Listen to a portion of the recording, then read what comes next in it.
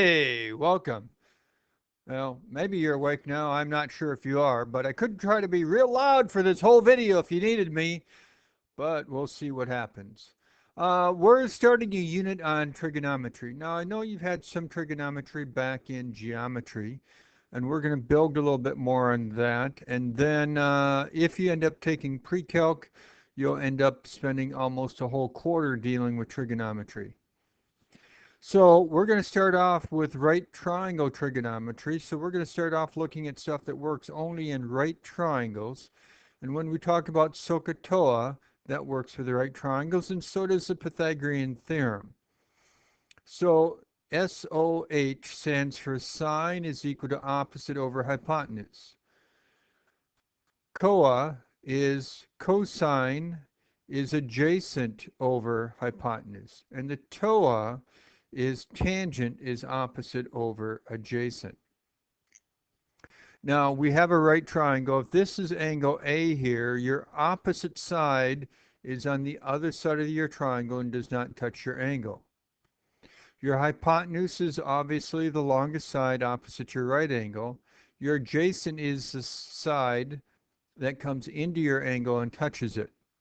Opposite and adjacent have to be legs of your right triangle. Remember, legs of a right triangle are the ones that go to the right angle. Now, if this was your angle, your opposite side would be on the other side down here, not touching it. Hypotenuse would still be in the same spot, but your adjacent would be here, the side that touches your angle. We also have reciprocal functions.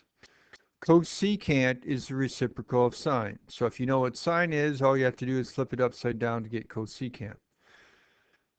Secant is the reciprocal of cosine. So if you know cosine, you flip it upside down to get secant. And then tangent and cotangent are reciprocals of each other. So we're going to go ahead and try to figure out what the sine, cosine, and tangent of 30, 45, and 60 are. If you remember from geometry, your special right triangles of a 45, 45, 90 and of a 30, 60, 90, we have them listed here. We can use that with Sohcahtoa to be able to figure out the sine and cosine and tangent of all these. So 30 degrees. 30 degrees is up here. Sine would be opposite, which is x, over your hypotenuse of 2x. X over 2x would just be 1/2. Sine of 30, sine, or not sine, cosine of 30, cosine's adjacent, x root 3, over your hypotenuse of 2x. So x root 3 over 2x, the x's drop, leaving you root 3 over 2. Tangent of 30. Here's your 30. Tangent, remember, from Sohcahtoa is opposite of x, over your adjacent of x root 3. So it'd be x over x root 3, so 1 over root 3, but remember we don't like to leave roots in the bottom, so you'd have to multiply by a special form of 1 to get the root out of the bottom, and you end up with square root of 3 over 3. When we're looking at the 45s, we're going to be dealing with the second triangle. It would not make a difference whether we deal with the lower right 45 or the upper left 45. They're going to still give us the same answers. Sine of 45 is opposite over hypotenuse, so it'd be x over x root 2, which would be 1 over root 2. But then remember, you got to get the root out of the bottom, so you get root 2 over 2. Cosine would be adjacent of x over your hypotenuse of x root 2. So 1 over root 2, get the root out of the bottom, and you get this. Tangent of 45 would be opposite of x over adjacent of x. X over x, you know, is 1. Moving on to 60, we're going to be dealing with this angle here. Sine of 60, sine is opposite over hypotenuse. Opposite is x root 3 over your hypotenuse of 2x. The x's would drop, leaving you with root 3 over 2. Cosine of 60 would be adjacent over hypotenuse. So x over 2x, which would just be 1/2. Then we have the tangent of 60. Here's 60. Tangent is opposite of x root 3 over your adjacent of x. X root 3 over x. The x's would drop, leaving you just with root 3. You need to have all of these memorized for class. Now, really, you need to also know the sine and cosine and tangent of 0 and of 90 degrees, in addition to the ones that we just talked about here. So here we have a right triangle. We want to find the 6 trig functions of angle G. So as we look here, if you're using Sohcahtoa, which being a right triangle, we will be, if this is our angle here, that means this is our opposite. This is your hypotenuse, because hypotenuse is always opposite the right angle. This is your adjacent. You may want to have that written out and have Sohcahtoa written out to be able to help you with this. Sine of G would be opposite of 24 over your hypotenuse of 40, which in this case that simplifies down. Cosine would be adjacent of 32 over your hypotenuse of 40, so we get 32 over 40, which would also simplify down. Tangent is opposite over adjacent, so we'll go opposite of 24 over adjacent of 32, and that would also simplify down. By the way, as a side note, if you're only giving 2 of your 3 sides, you could always use your Pythagorean theorem to find the missing side and do these problems too.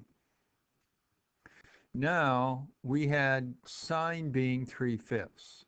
The reciprocal of sine is cosecant, so all we have to do is take that and flip it upside down for our cosecant. Cosine of G was 4/5. Reciprocal of cosine is secant, so we just have to flip that upside down. The reciprocal of tangent is cotangent, so we have to take this and flip it upside down to get our cotangent. With that in mind, quickly try to do this one and then watch the video. So we're dealing with F. Once again, this is F, so this would be opposite. This would be your hypotenuse. This would be your adjacent. Using Sohcahtoa, we would get this for our sine. For our cosine, adjacent over hypotenuse, tangent, opposite over adjacent. Then cotangent's the reciprocal of tangent, so we take our tangent answer, flip it upside down. Secant's the reciprocal of our cosine answer, so we flip that upside down. Cosecant's the reciprocal of our sine, so we take that and flip it upside down. So suppose we had this problem. It does say to round your answers to the nearest tenth. But if you're dealing with an angle that you're supposed to have memorized, I would probably encourage you, I guess and not probably encourage you, I encourage you to be able to write down the exact answer. If you're on a test or a quiz and you can get the exact answer that has a root in it, I would write that down. If the directions did say to round to the nearest tenth, I would also put that approximation down too. Having both answers will cover you either way. Now we have our angle, we have an opposite, we have our hypotenuse, so we know that's sine, so we'll go the sine of our angle. We'll go our opposite over our hypotenuse. Sine of 60 we covered earlier here in this presentation. You should have that memorized, maybe not yet, but you can look back at your notes and realize tangent of 60 is root 3 over 2.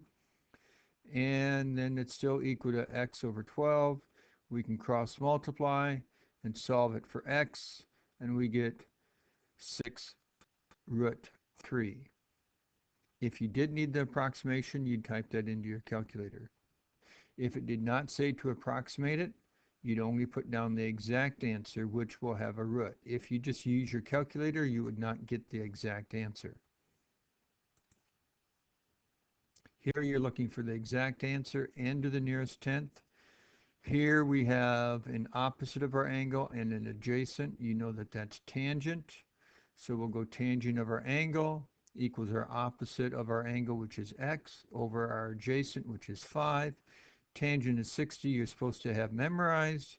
You throw that answer in, which is root 3, still equal to x over 5, then get x by itself by multiplying by 5. And then you could easily type that into your calculator to get your approximation. So as a side note here for some definition, we have angle of elevation, we have angle of depression. This happens to be Split Rock Lighthouse, which is a relatively famous lighthouse on the north shore of Lake Superior, about 45 minutes from Duluth. If you're at the lighthouse looking down at this kayaker on the lake, how far you're going down from the horizontal in degrees would be referred to as your angle of depression. However, if you were the kayaker down here in the lake and you were looking up at the lighthouse, the angle that you're looking up from the horizontal would be your angle of elevation. So just be aware of what angle of elevation and angle of depression is. It's how far you're going up if it's elevation, or down for depression from the horizontal line. So here we have a ski run with an angle of elevation of 15.7 degrees with a vertical drop of 1800. Estimate the length of the run. So first of all, I draw myself a triangle. We're only dealing with right triangles, so I draw myself a right triangle. Vertical drop of 1800 feet. And then it's an angle of elevation, so I know I'm going from the horizontal and going up because it's elevation. And I'm looking for the length of the run. The length of the run is that diagonal slope going down the hill. So I know that that's my hypotenuse. So that's what it is I'm looking for. So now we have our angle, we have an opposite, we have a hypotenuse, so we know that that's sine. So we'll go sine of our angle equals our opposite over our hypotenuse. Now I'll go ahead and get my calculator ready form. I'll go ahead and multiply both sides by h. Then get h totally by itself by dividing by the sine of my angle. Now in this case, you're not supposed to have memorized the sine of 15.7, so I just type this into my calculator. Make sure if you are using your calculator that you're in the degree mode. So hit mode, which is towards the top, second button in, make sure degree is highlighted. If not, arrow down and hit enter on degree. Then type in 1800 divided by sine of 15.7, and we'll get our answer of 6,652. We know it's going to be feet because our height was measured in feet.